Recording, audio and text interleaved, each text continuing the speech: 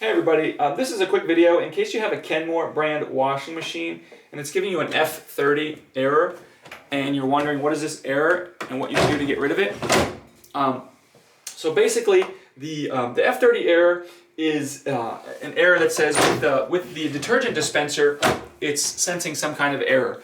So like any of these sensor errors, the error could be anything from the mechanical, the actual mechanical issue that the sensor is sensing. Could be a problem with the sensor. It could be a problem with the wiring going between those things, or going to the control board, or a problem with the control board. It can really be anywhere along there.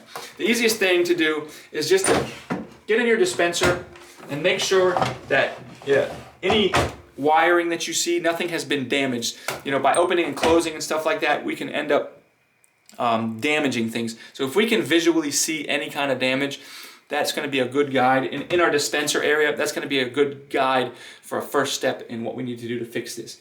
Beyond this, if you can't see anything, unfortunately, you're probably going to have to just call a technician, because he's going to, like I said, he's going to have to come in, check the sensor, check the dispenser, check the wiring, check the control board, all that kind of stuff.